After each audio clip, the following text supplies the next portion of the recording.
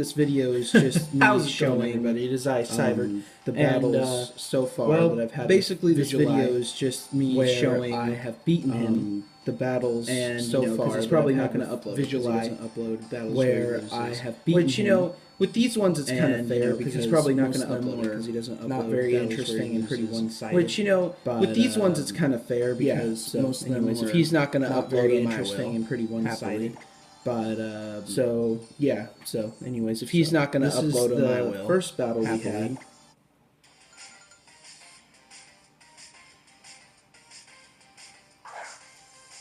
So, we both lead Kyurem because my Kyurem does a number to his team.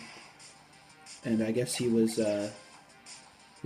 I come to learn that this is definitely choiced in some way, and I'm guessing it's just scarfed. So that's why I switched here. Into my Bulu, because I'm predicting the dragon move, which I do believe he does go for, yeah. And of course, since he's scarfed, or at least what I'm assuming is scarfed, he switches. So yeah, I was pretty confident that he was scarfed from the beginning. And actually at first I had Swords Dance on this, and I misclicked there, because I meant to go for Swords Dance. But that kind of works out because, you know, I get half off on Garchomp, and I obviously don't want to stay in because he was just screaming Poison Jab there. So I go back into my Kyurem. And of course Kyurem eats up this Poison Jab for Brecci.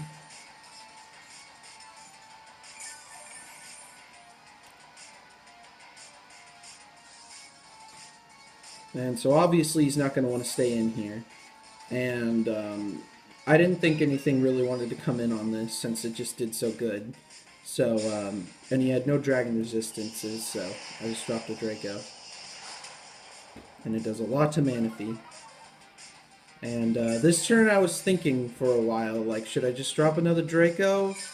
But I was -2, so I really didn't want to risk it not killing Manaphy and me losing my greatest asset. Plus I didn't really have a switch into Scald. So, I get burned, which doesn't matter, of course, because I had full special moves.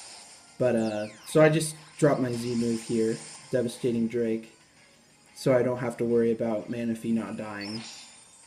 Plus, you know, I didn't really need to use it on anything else because Kyurem did so good against the rest of his team. So yeah, getting rid of Manaphy there. Crit definitely mattered.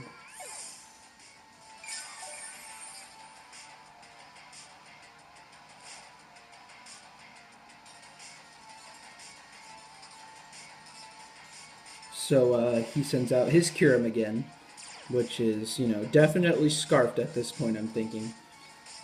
And so, obviously I don't want to switch to stay in here. And since I went into Bulu earlier, I'm guessing he's going to go for Ice Beam here. So I go into my Spadef Marowak.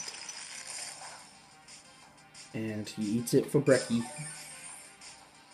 And obviously he's not going to stay in here. He has pretty good switch-ins for this, so I just take this opportunity to get up my rocks. And so at this turn, I am thinking, what is this Garchomp going to really do to me? Like, maybe he wants to Earthquake, but we're in grassy terrain, so that's going to do nothing. And I was thinking, you know, let's just get some nice chip on this with Shadow Bone. And he gets up his rocks. And, of course, at this point, it's obvious that this is just a tank chomp with, like, max defense, because that Shadow Bone did not do much. Granted, I have only 4 attack investment and Thick Club, so, but you know, I was expecting it to do a little more.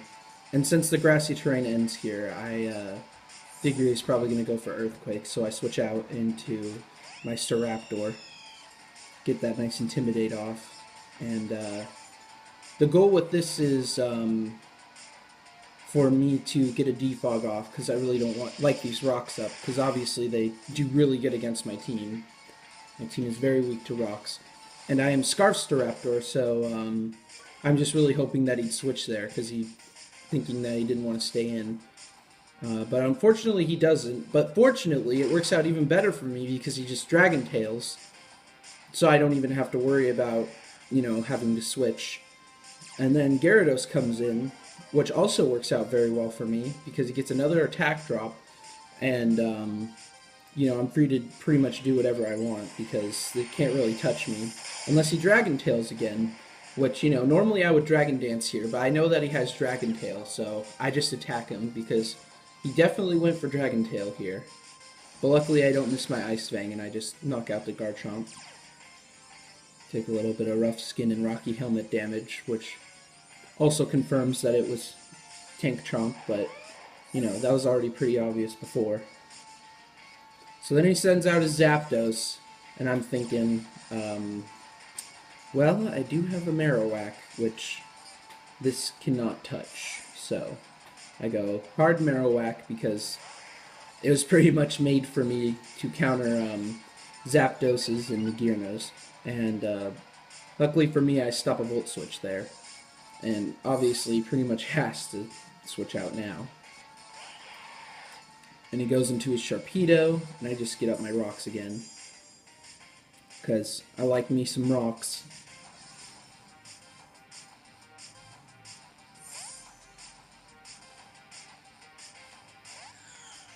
And anyway, so, I guess, obviously he was predicting me to switch, which he gets. He's predicting the Bulu. So, good on him for that. He got me there. And obviously I don't want to stay in here because this Bulu is like one of the few checks I have for that Sharpedo. Because it can pretty much only tank one Ice Beam at full, or one Ice Fang. So I go into my Mega Gyarados expecting to eat any hit because Great Spadef. But he goes for Energy Ball, which is boosted by Grassy Terrain, and that probably just killed like 5 Mega Gyaradoses. So, but now I'm expecting him to be choiced as well, so probably Specs considering that Kyurem was most likely the choice Scarfer. So I go back into my Kyurem, and I have super effective Earth Power, so I just go for it because he really doesn't have any switch-ins. Because, yeah, he can go into Zapdos to be unaffected by it, but then I just Ice Beam and kill him. Which is exactly what happened, so, turn well spent. But of course, there's not much he could do, because he did not have a lot of counters for this Kyurem. Oh, but he switches out here, my bad. Into his own Kyurem, which I was thinking, like, this is going to take a lot from Stealth Rocks and Ice Beam. But I guess he didn't want to lose his Zapdos. Which is fair. And his Kyurem's still alive, so. And here I'm not really sure what he's going to go for, I've obviously shown that I have 2 switch-ins for this. But I think the safest one is... Oh. Superfly. I mean, my Magnezone, which I had not yet switched in, so. And Magnezone, I figured, resists everything except Earth Power, which I doubt he had, because most mixed ones don't. Most Scarfers don't. So he goes into his Zapdos, and I just fire off a T-Bolt, because I'm thinking, well, if he stays in, I'm going to 2-hit KO him with Thunderbolt, and he's going to do nothing with Iron Head. And if he switches, he has everything that switches in is neutral. Takes neutral damage to a Thunderbolt. So yeah, I just annihilate his poor Zapdos there. And obviously this gives him a switch into Chandelure. But at least he gets some nice chip with Stealth Rock. And of course I'm going to switch out here. Although I did acknowledge that my Magnezone wasn't very helpful that game, but I figured he'd just go for Fire Blast. And judging from that damage, that is clearly Specs, because I am max HP, max defense, max special defense, Alola Whack, and I was resisted, so, yeah. So at least I've been able to deduce that he use specs. But that doesn't really matter now because I just use Bone Ring and knock him out.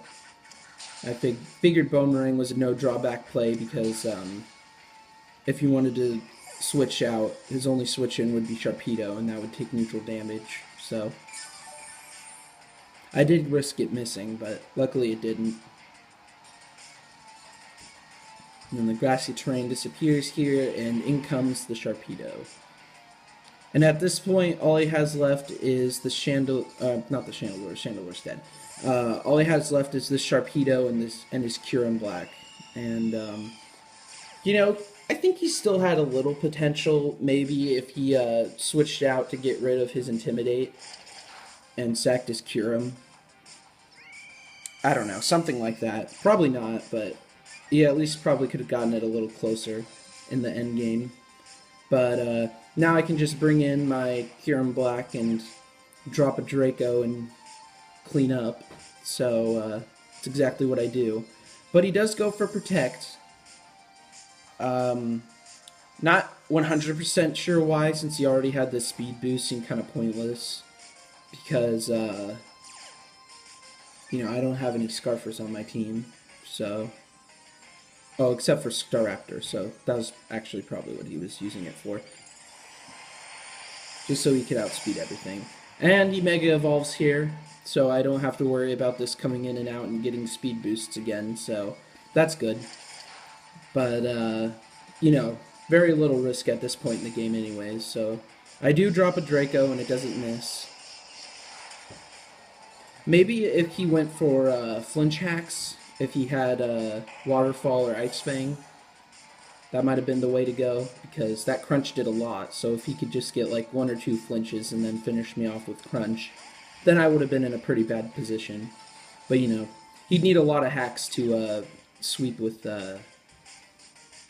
his Mega Sharpedo at that point. But yeah, that's pretty much game, because even if Ice Beam killed me, I have like a million things to switch into, which it does kill me. But, you know, I know he's locked into Ice Beam now, because he's obviously Scarfed. And so I can just go into Super Fly and finish him off with a nice Flash Cannon. And luckily he doesn't freeze me here, but even then I have like a million turns to thaw out. But yeah, I just go for Flash Cannon and kills him, and that's a GG.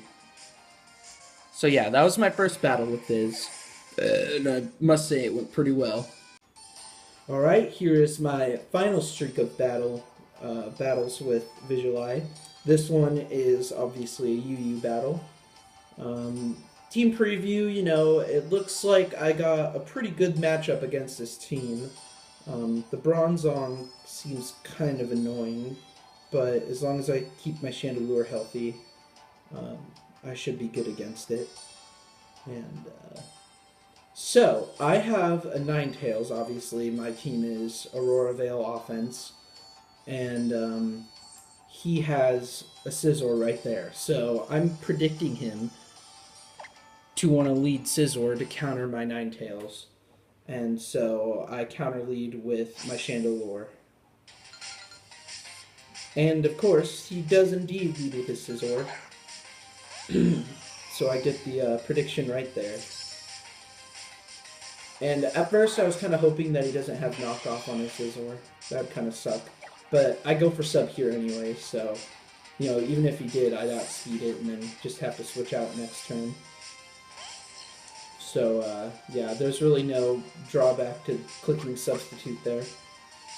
And since I'm behind a sub, I don't really care what this thing wants to do to me. I'm just going to get some chip on it because it kind of annoys my special attackers, obviously. And it's kind of the only thing stopping Chandelure from putting in a lot of work. So yeah, it obviously eats up that Shadow Ball really well, because it's a Tentacruel. And he actually opts for spikes, Toxic Spikes here, which is definitely annoying for my team. I have no hazard control, which is, you know, not great for a team, but it is offense, so... anyways, I just go for another Shadow Ball here for some more chip. And so I leave this Tentacruel at about half health, and he just goes for a Scald to break my sub. And of course, I really can't stay in here, you know. Chandelure probably eats a Scald or two from Tentacruel.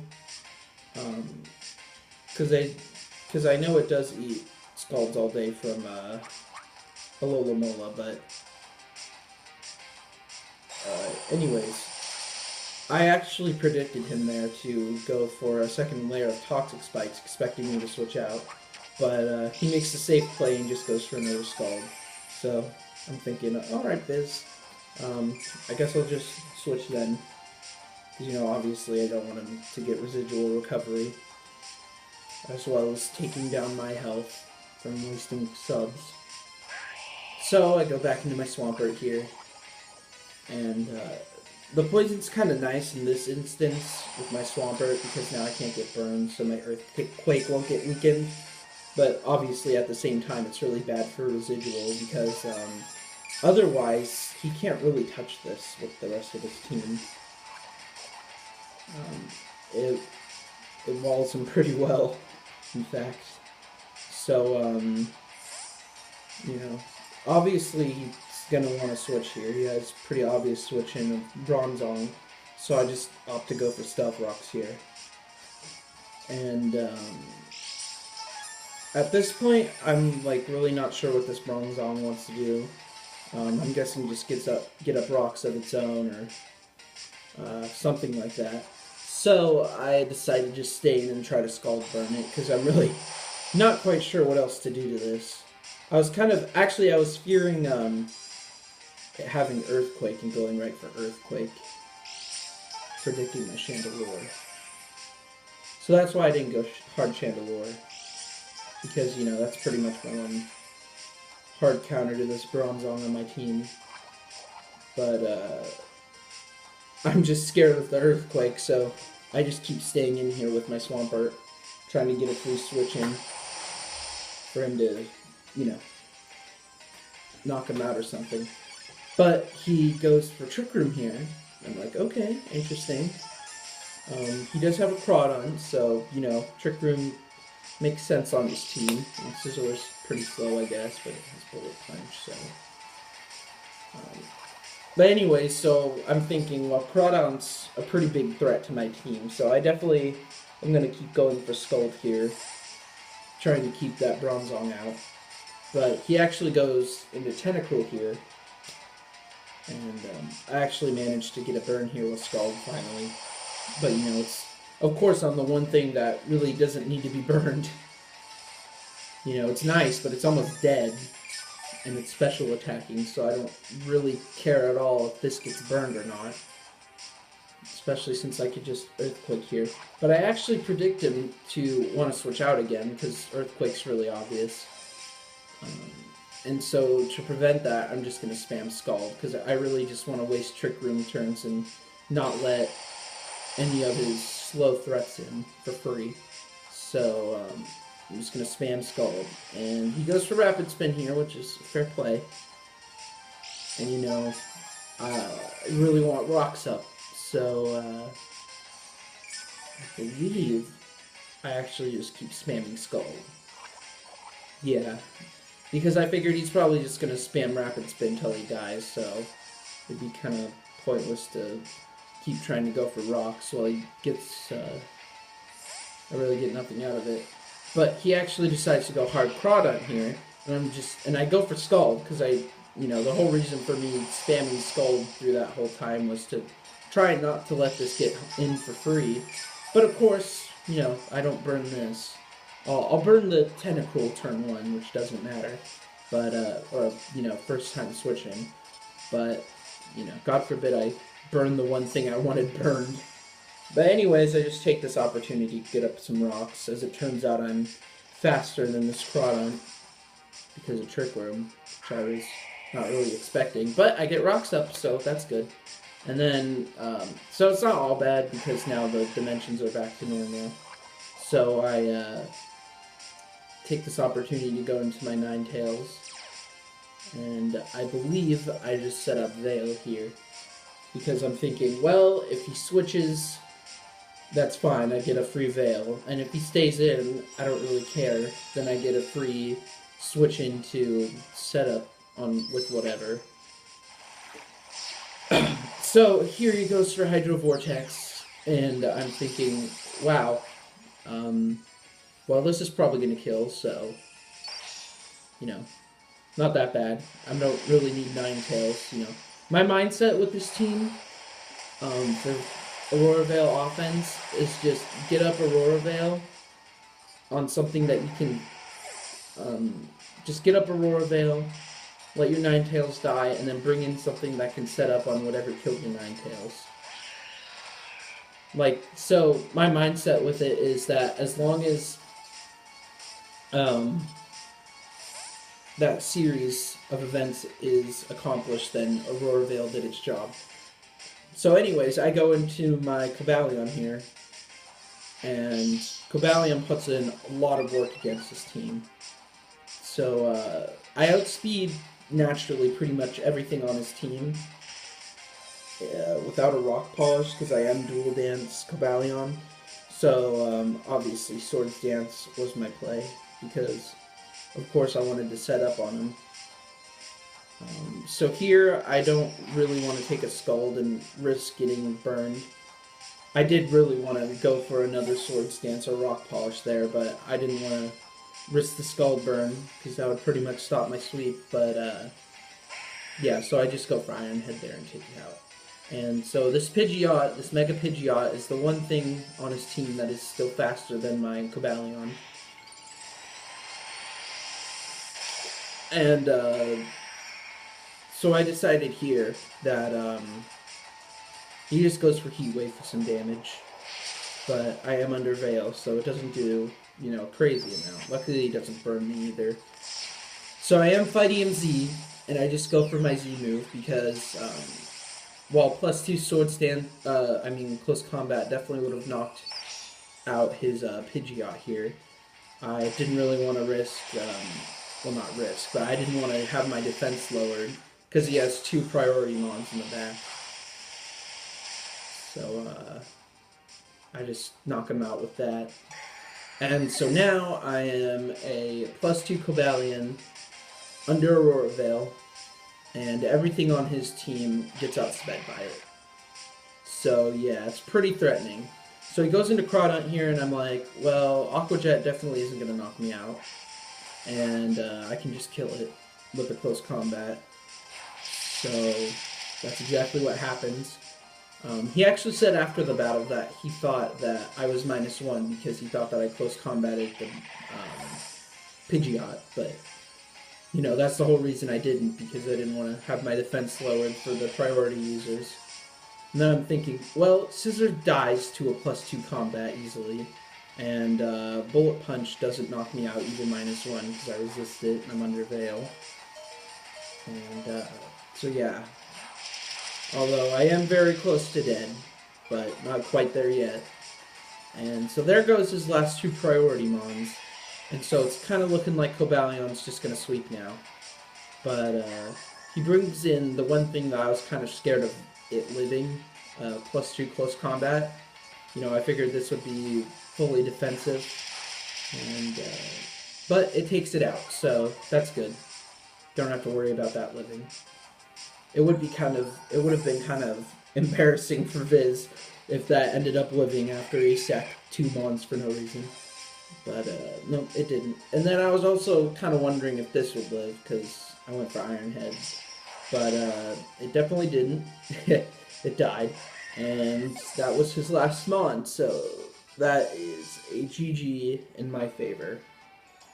And yeah, so those are the 3 games I've had with Viz so far, not counting the one that he has uploaded. And, you know, like, a few other ones, but only, like, 2 other ones now are not on record. But, yeah, so basically, I just wanted to show you guys these videos where I beat Viz, just to, you know, I guess mostly prove that it is possible, and, no offense, Vizually, but it's not incredibly hard. Granted, he does like to make excuses to why he lost, like, oh, I played like shit, or wow, what a shit team. And, you know, those aren't always false excuses, but they are excuses nonetheless. So, you know, you guys decide for yourselves from these battles what you think. But yeah, thanks for watching. Cybered out.